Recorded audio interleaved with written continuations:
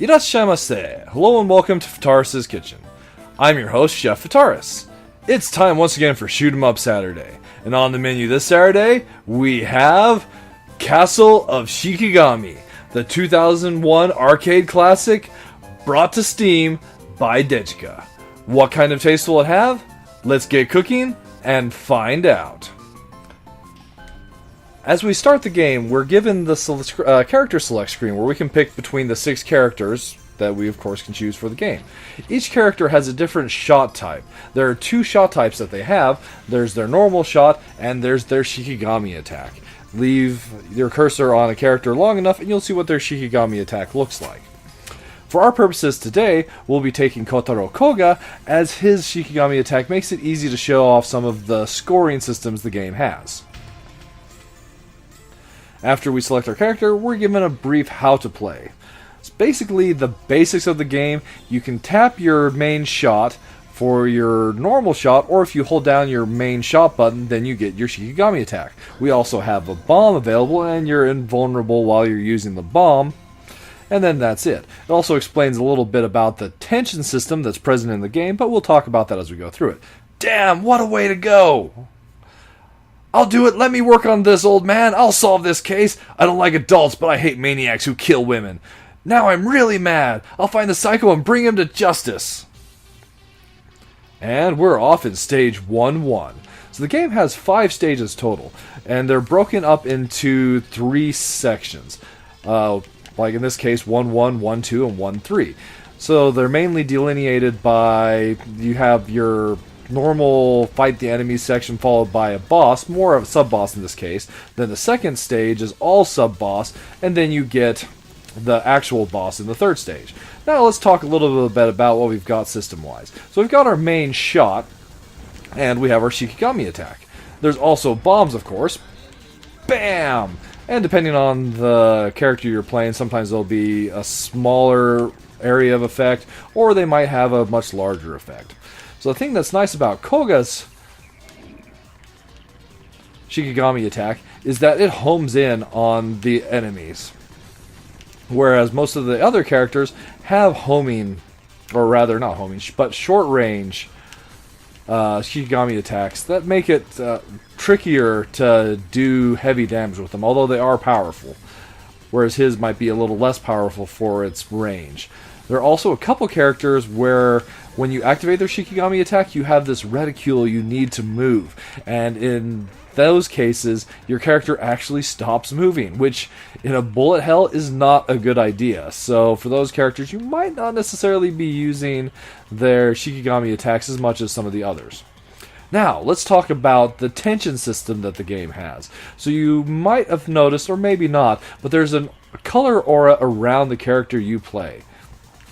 The closer you are to enemy or enemy bullets, that aura will change from green, which is neutral, to yellow and finally red. So based off of that, that's your tension. The higher the color, or closer to red the color is, the higher your score and score multiplier will be as you defeat enemies. And also, at high tension, your normal shot will take on a different aspect to it. It'll basically become more powerful and you'll be able to defeat enemies quicker. So you might have noticed that as enemies are defeated, they drop coins. So another part of the tension is you will get the multiplier will apply to the coins that you pick up, as those are the way to score big points. But if you use your Shikigami attack and you happen to defeat an enemy, those coins will get sucked into you. And if you also happen to have high tension applied to that, then you can get some seriously big points, which is how you level up your main weapon in this game.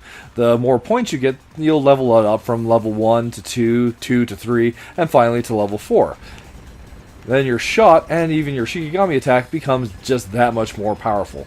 So with the way that system is, especially if you can have a couple bullets on screen or some easy ones to dodge, you can use that, especially with a homing type Shikigami like Koga's here, to score massive points.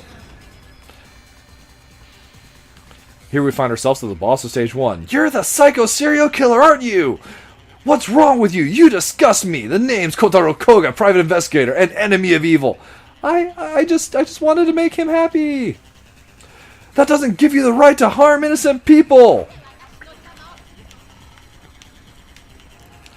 So with the story, that'll brings me around to the old localization for this game. So originally, Castle of Shikigami released on the, or rather in arcades. Then in Japan, it was ported to multiple systems at the time. The PlayStation 2, the Xbox, and the PC. And the ports were handled by Taito. There was an English localization company that picked up the games and released them at a rather budget price and a budget job. That company was XS Games. And you might possibly have heard of those particular ports. That is known as Castle, or rather Castle Shikigami became known as Mobile Light Force 2. And it had this cover. Now the interesting thing about that is Mobile Light Force 1 had the exact same cover. And the games are completely unrelated. Mobile Light Force, the first Mobile Light Force, is actually Gunbird. And of course, Mobile Light Force 2 is Castle of Shikigami. So yeah, completely unrelated and definitely not related to anything that happens to be on that cover.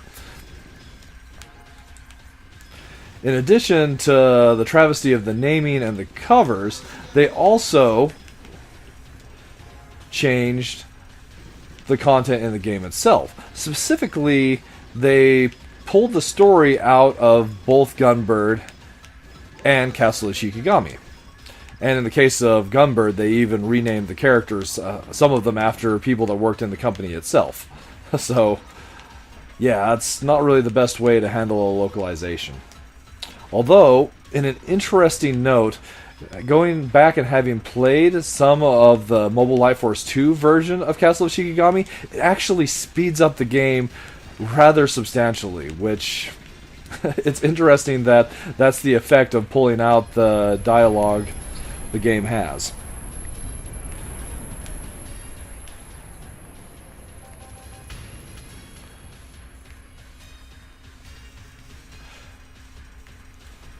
So, that brings me around to my thoughts on Castle of Shikigami.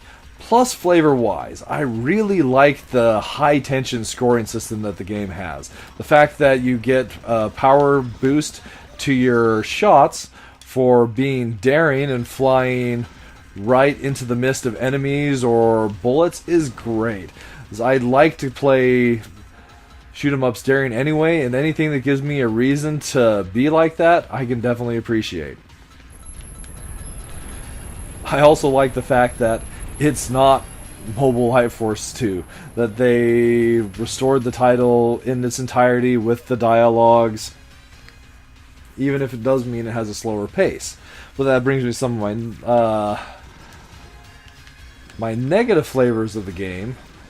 The minus flavors, my biggest one, just playing through it multiple times, is that, especially in some of the later stages, it just feels slow. The pacing is not the greatest for a shoot 'em up. And, well, the tension system does help improve that a little bit, but it's not made any better either by music, which I feel it's just kind of doesn't fit it as well as others particular tracks could have. It doesn't keep the action going, is what I would want to say. And then overall, the game itself just has a relatively generic feel, even though it does have a interesting scoring system, and you've got your Shikigami attacks. A lot of it just feels like we've kind of been there, like we've done that before. And some of it could be the age of the title, but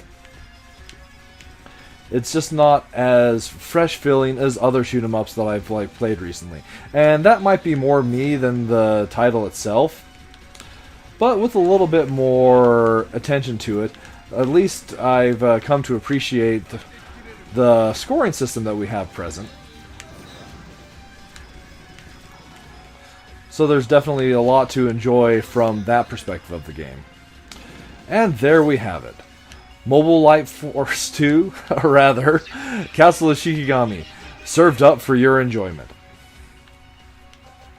So if you're interested in a shoot 'em up that's available at a relatively reasonable price and has a fun scoring system, then it's one that's worth checking out. But there have also been a lot of other great shoot 'em ups that have released on Steam that are worth your time as well, so it just depends on what you're looking for, I suppose. As always, I want to thank you so much for coming out and joining me today for Shoot 'em Up Saturday. And I look forward to seeing you again next week.